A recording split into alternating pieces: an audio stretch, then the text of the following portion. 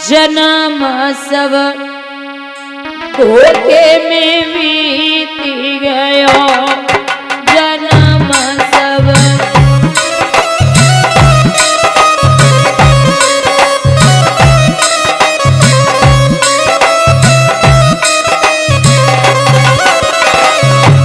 ए भैया ए दुई 10 बरस खेलन में बीते 20 पे जवान भयो, 30 बरस माया के फेरे देश विदेश गयो, जन्म सब धोखे में बीत गयो, जन्म सब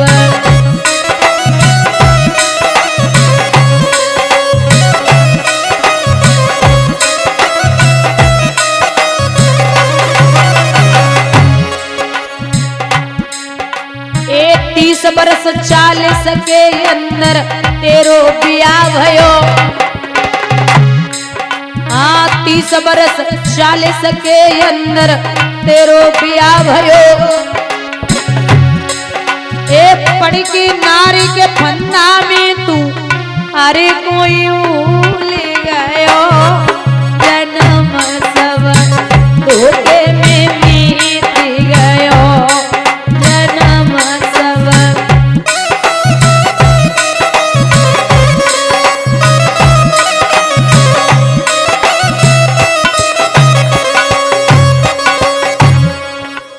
से 40 तक बियाह हो, खेले खाए, बच्चा है गए घर में, महाराज बच्चन की शादी है गई। अब तुम पे बुढ़ापो आओ तो बुढ़ापो इनकम टैक्स तो बुरो हो में, ज्यादा खा ले तो दिक्कत, कम खाओ तो दिक्कत, कबहू कबहू पूरी रात नींद ही ना आवे, कबहू कबहू करवट लेते ही लेते रात कट जावे। तो महाराज अब 50 और 60 बरस में सोचे खाट पर, 50 और 60 बरस में सोचे खाट पर, तब नाती लड़का दे रहे गारी, टुकरा नहीं मरो, जन्म सब धोखे में बीत गयो।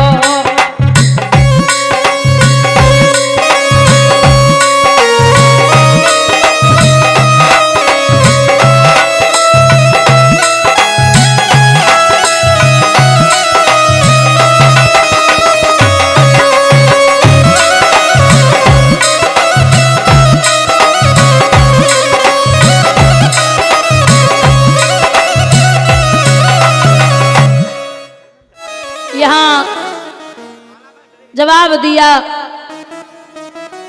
शुक्राचार्य ने, अब कुछ नहीं हो सकता, इनका कोई हितु नातेदार रिश्तेदार इन्हें जवानी दे दो, बुढ़ापा ले ले तो जवानी वापस आ सकती है।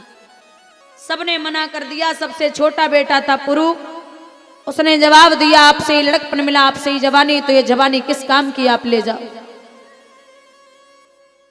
कुछ समय तक राजा ने सुख भोग विलास किया, जवानी वापस दे दी, बुढ़ापा लेकर के भगवान का भजन करने के लिए चले गए।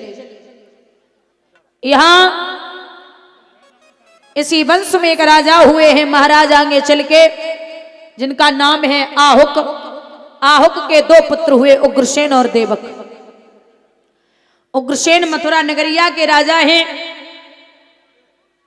और इनके 9 बेटे हैं और 6 बेटियां हैं, जिनमें एक कंस भी है। कंस उपद्रवी तो था, इतना उपद्रवी था कि गांव के बच्चों को खेलने के बहाने ले जाए, काऊ को गला घोंट दे, काऊ धरती में दबोच दे। 11 साल का हुआ, कोई महात्मा आए रे, बोले रास्ता बताओ मथुरा की, तो ले जाए कुआं में ढकेल दे, ले जिंदगी भर मथुरा में घूमो।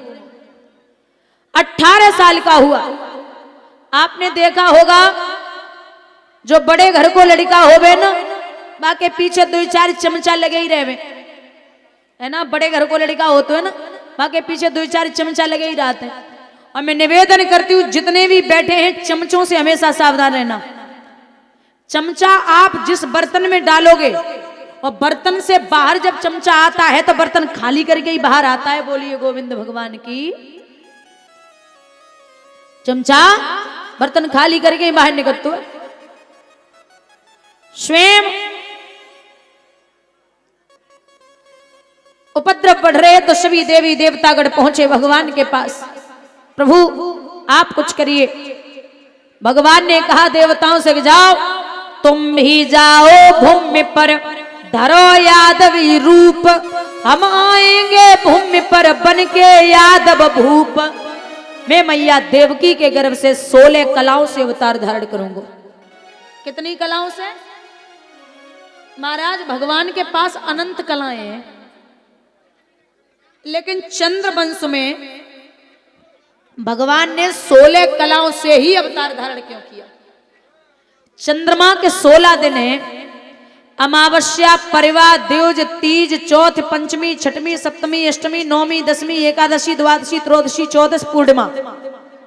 ये चंद्रमा के हैं 16 दिन, इसीलिए भगवान ने 16 कलाओं से अवतार लिया था। सबको भेजा भगवान ने। या कंस के उपद्रव बढ़े, कंस रास्ते चलते बेटियों को परेशान कर रहा है। कंस के पिता तक खबर पहुंची, कंस को समझाने लगे पिता। महाराज यहां जब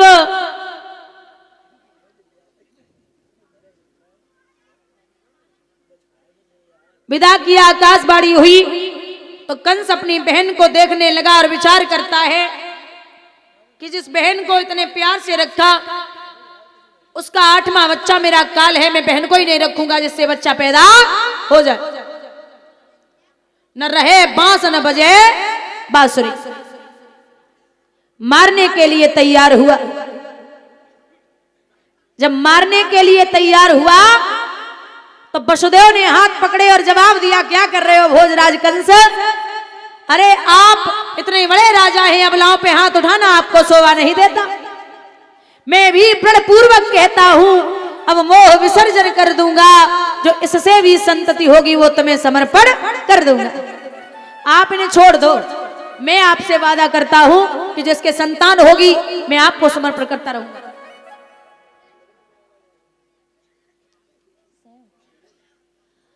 बंधुओं,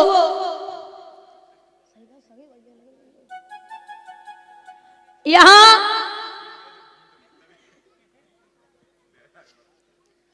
जब रोका है तो कंस ने एक बड़ी प्यारी बात कही है कि हे वसुदेव जी, एक बात आपको नहीं पता, कैसे दे दे हम प्रेम में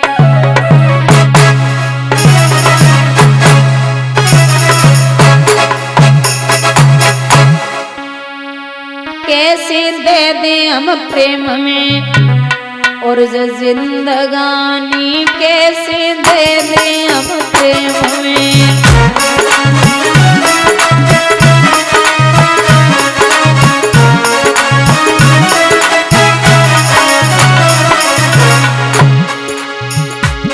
एक तो पहन को डोला देखे आए, डोला देखे देवन की माने हम सत्यवानी कैसे दे दे हम प्रेम में।